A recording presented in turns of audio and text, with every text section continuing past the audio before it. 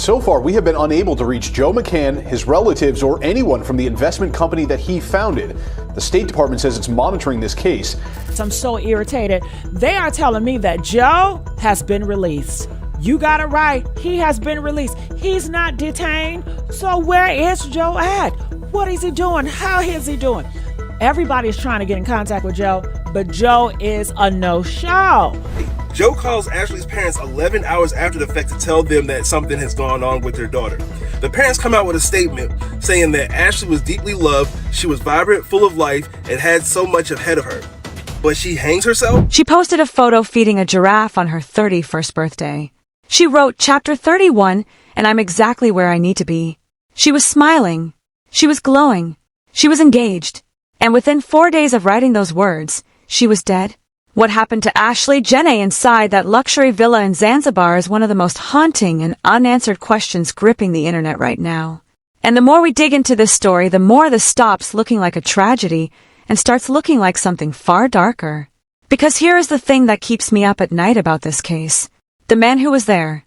The man who was supposed to protect her. The man who put that ring on her finger just days before she died. He has said nothing. Not one word. Not to the public. Not to her parents.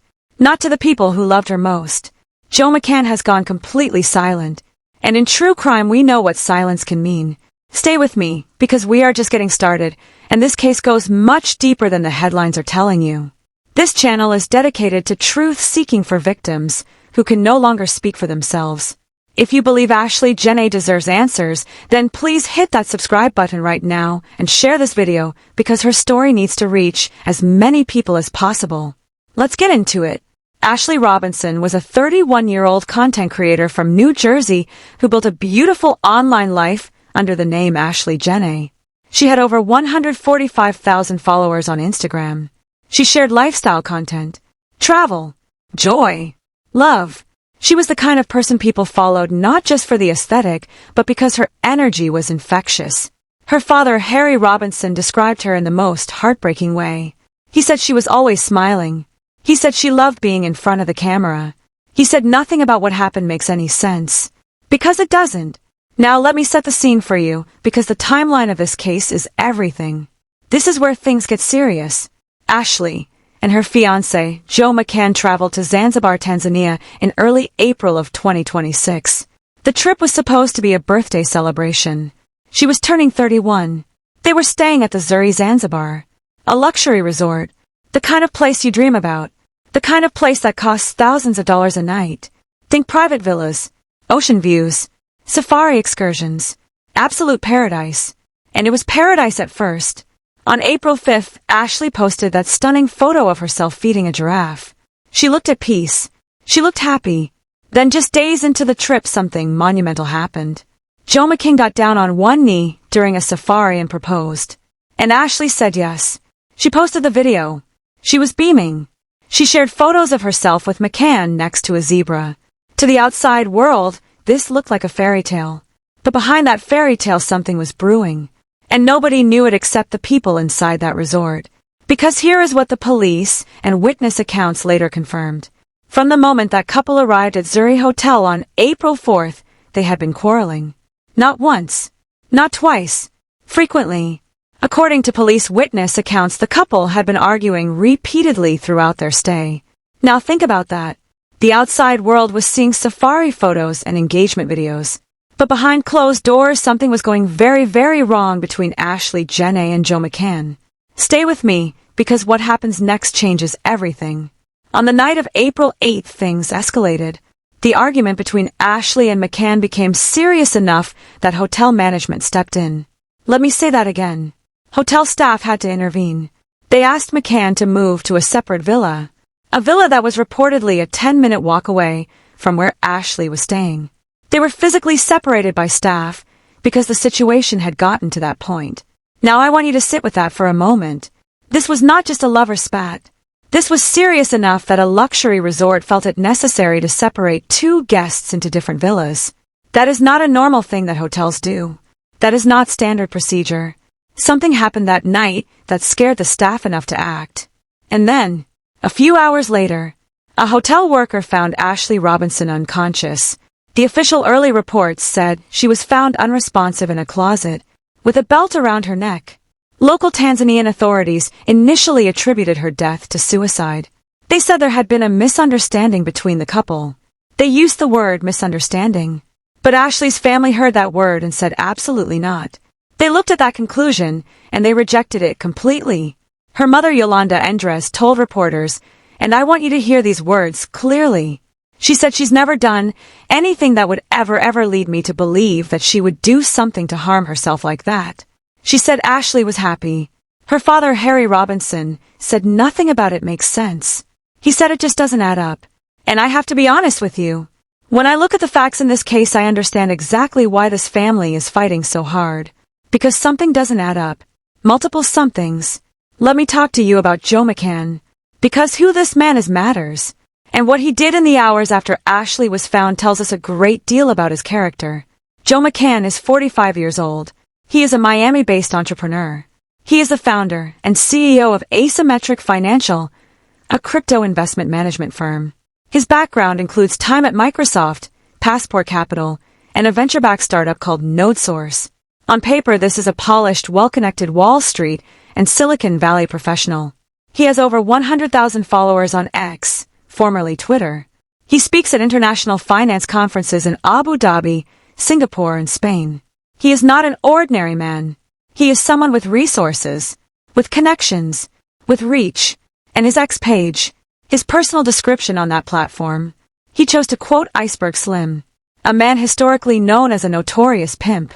His quote reads, "Only a fool trips on what's behind them." Now, I'm not going to tell you what to make of that, but I will ask you a question. Why would a man who is about to get engaged to a woman he claims to love choose that as the quote that represents him publicly? That's a question worth sitting with. Now here's what Joe McCann did after Ashlee was found unconscious. He waited. He waited 11 hours before calling her parents. 11 hours.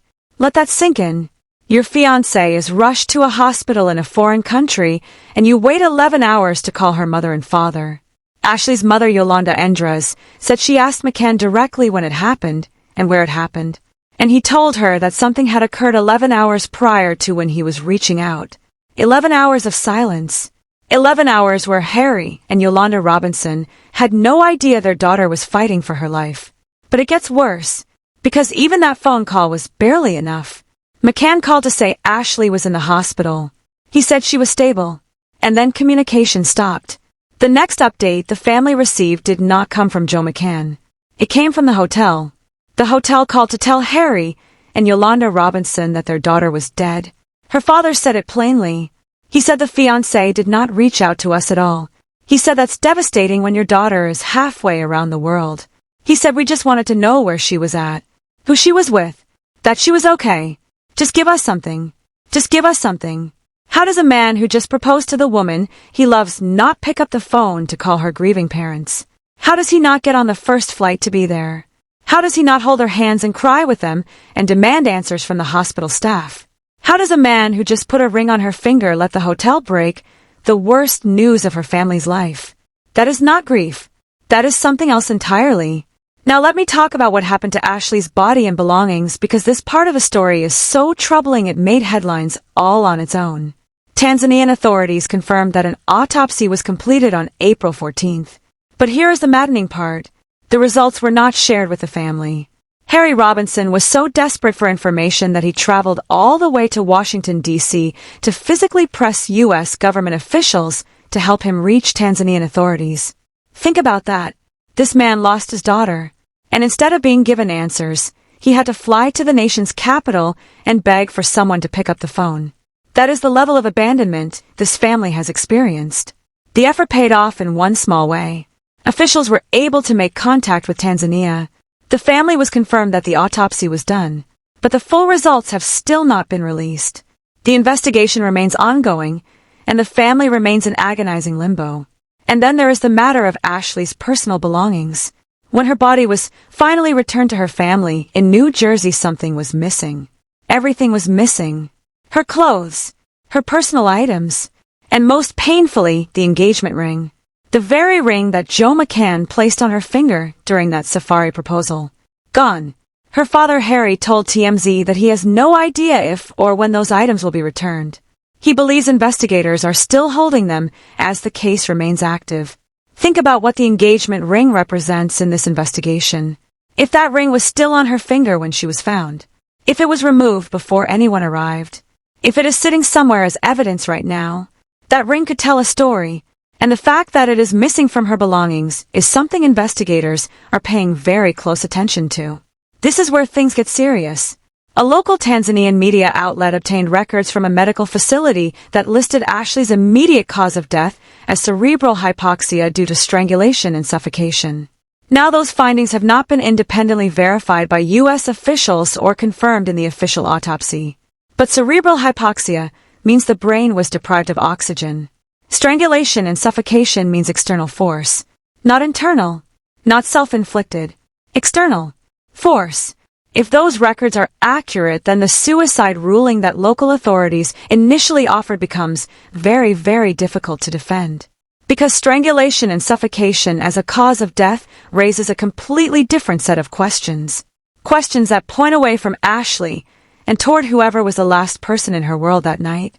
Her family has not accepted the suicide ruling. They have commissioned their own independent autopsy. The results of that independent autopsy are still pending as of this video. But the fact that the family felt they had no choice but to do this themselves, to hire their own medical experts, to spend their own money to find out what truly killed their daughter, that speaks volumes about how much they trust the official narrative, and I don't blame them one bit. Now I want to ask you something directly. I want you to think about this with me. On April 5th, Ashlee posted her birthday photo from Zanzibar. She wrote Chapter 31, and I'm exactly where I need to be. That is a woman who is at peace. That is a woman who is excited about her life. Her mother said she called home on April 8th. The day before she was found unconscious, she called to say she and McCann had an argument. She reached out to her mom. She was connecting. She was communicating. She was not in a place of despair. If Ashlee Jenae was truly suicidal, would she be calling her mother? Would she be posting birthday photos with giraffes? Would she be sharing her engagement video to her 145,000 followers? This was a woman building a life, planning a future, celebrating a chapter, not ending one. The family said it simply and honestly. She was a beacon of light. Let me now talk about Joe McCann's behavior after Ashlee's death, because it is textbook of what investigators call consciousness of guilt. That is a legal term. It refers to behavior that suggests a person knows they are responsible for something. And McCann's behavior since Ashlee died checks almost every single box. He has made no public statement. Not one. A man who had over 100,000 followers on social media and regularly posted about crypto and finance, and his life has gone completely dark. He took his social media profiles private. He updated his profile picture. He has not posted a single tribute to Ashlee. Not a photo. Not a memory. Not a rest in peace my love. Nothing. For a man who just lost his fiancé, the silence is deafening. His whereabouts after Ashlee's death remain unclear. We know that Tanzanian authorities confiscated his passport and that he was being questioned. We know he was not arrested. We know he was being treated as a witness and not a suspect at that stage. But we also know that once the passport situation changed, his movements became unknown to the public and to Ashlee's family. The family says they have heard virtually nothing from McCann since Ashlee died. The man who was supposed to be their future son-in-law, the man who asked for their daughter's hand, has not called, has not visited, has not offered condolences in any meaningful or sustained way. Other users on social media started flooding McCann's accounts before he went private. They asked him directly, "What happened to Ashlee? Why won't you speak? Where is her ring? Why did you wait 11 hours? He answered none of it. You can decide what that silence means to you. But to this family, and to millions of people watching this case unfold, it means something. Silence in the face of these questions is not neutral. It is a choice. Let me bring in the bigger picture here, because this case is drawing comparisons to other high-profile cases involving American women who died overseas under suspicious circumstances while traveling with partners who later went quiet. We all remember Gabby Petito. We remember how the nation watched as her fiancé Brian Laundrie returned home without her and said nothing. We remember how silence became its own kind of evidence. We remember how the internet mobilized and demanded answers when official channels moved too slowly. This feels similar. A beautiful young black woman, an influencer, a woman with a life and a community who loved her, dead in a foreign country, a fiancé who isn't talking, a family left to fight every battle on their own, from fundraising to flying to DC to commissioning their own autopsy. The parallel is painful, and the question that keeps coming up in the true crime community is this: would this case be receiving the same resources and attention if Ashlee Jenae had looked different? That is a real and necessary question, and it is one that Ashlee's community is not letting go of. The internet has not been silent about Joe McCann. Not even close. The comment sections across platforms have been explosive. People are pulling up his social media history. They're screenshotting the iceberg slim quote. They're noting the age gap between McCann, who is 45, and Ashlee, who was just 31. They're pointing out his crypto background and asking questions about finances and relationships and power dynamics. Others are raising the fact that McCann bills himself as a Wall Street insider with decades of experience in high-stakes environments. This is not a man who panics. This is not a man who doesn't know how to manage a situation, which makes his 11-hour delay in calling Ashlee's parents even more calculated feeling to many observers. Now I want to be clear. Joe McCann has not been charged with any crime. He has not been officially named as a suspect. The investigation is ongoing, and in a court of law, every person is innocent until proven guilty. I believe in that principle. But I also believe in asking questions. And there are a lot of questions here that demand real answers. Because while we wait for those answers, a family in New Jersey is planning a funeral. A mother is grieving. A father flew to Washington, D.C. not to attend a ceremony, but to beg his government for information about his dead child. And a ring that symbolized a promise of forever is sitting somewhere unaccounted for. Let's recap what we know, because the details matter and they deserve to be repeated. Ashlee Jenae and Joe McCann arrived at the Zanzibar luxury resort on April 4th. From the moment they arrived, witnesses say they quarreled frequently. On April 5th, Ashlee posted her birthday photo. Chapter 31, and I'm exactly where I need to be. On an unconfirmed date, during the trip, McCann proposed during a safari. Ashlee posted the engagement video. She was happy. On the night of April 8th, the argument escalated. Hotel management stepped in and physically separated the couple. McCann was moved to a villa 10 minutes away. Hours later, a hotel worker found Ashlee unconscious. She was found with a belt around her neck. She was rushed to a hospital. Ashlee died on April 10th from what an unverified local Tanzanian medical record lists as cerebral hypoxia due to strangulation and suffocation. McCann waited 11 hours to call her parents, and then communication stopped. The family learned of Ashlee's death from the hotel, not from the man she was going to marry. Tanzanian police initially attributed the death to a misunderstanding between the couple and a suicide theory. The family rejected that theory immediately and completely. McCann's passport was confiscated. He was questioned as a witness. No charges were filed. McCann went private on all social media and has made 0 public statements. Ashlee's body was returned to New Jersey, but her engagement ring and all personal belongings remain unaccounted for. An independent autopsy has been commissioned, but results are pending. The official Tanzanian autopsy was completed April 14th, but results have not been shared with the family. The GoFundMe raised over $63,000 as the community rallied around the Robinsons. A funeral is being planned, and Joe McCann remains silent. That is where we are. That is everything this family is living with right now. I want to go back to something that keeps nagging at me, and I think it will nag at you too. They had been arguing frequently since April 4th. The hotel staff knew about it. The staff saw enough to intervene. The staff felt it necessary to move McCann to a different villa. That means there were witnesses. That means there were staff members who heard and possibly saw things that night. That means there is surveillance footage. And Ashlee's family is asking for that footage. Harry Robinson said it himself. He said there are cameras everywhere at a resort, and that will match the timeline. He said just do the investigation and let us know. Surveillance footage from a luxury resort like Zanzibar should capture who was moving where and when. It should show where McCann was in the hours after they were separated. It should show who went to Ashlee's villa. It should show the timeline. All of it. And if that footage exists and it is being used by investigators right now, then what does it show? What is in those frames that nobody has told the public yet? This is where the investigation either breaks open or gets buried. And the world is watching. The community around Ashlee Jenae has risen up in a powerful way. Over 145,000 people followed her journey. They watched her feed that giraffe on her birthday. They watched her accept that ring. And then they watched in horror as the post stopped and the news broke and the truth came pouring in piece by painful piece. Her community is not letting this go. They are sharing her story. They are tagging journalists. They are making sure the algorithm does not swallow this woman's name into silence. They understand what can happen to cases like this. They understand that when the cameras turn away and the news cycle moves on, families are left alone with their grief and their unanswered questions. And they have decided that is not going to happen to Ashlee, because Ashlee Jenae deserves better. Her mother deserves answers. Her father, who flew to Washington, D.C. with nothing but love and desperation, deserves answers. Every person who followed her journey and watched her light up a screen deserves to know what really happened in that villa on the night of April 8th.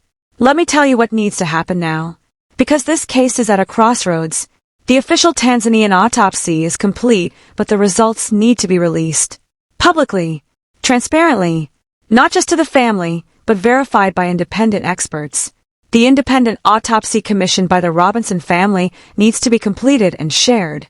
The surveillance footage from Zuri Hotel needs to be reviewed, and if it is relevant to a potential criminal investigation, the public and Ashlee's family deserve to know what it shows. Joe McCann needs to speak, not to protect himself, but because a woman he claimed to love is dead, and her parents have been left in silence, and that silence is not acceptable.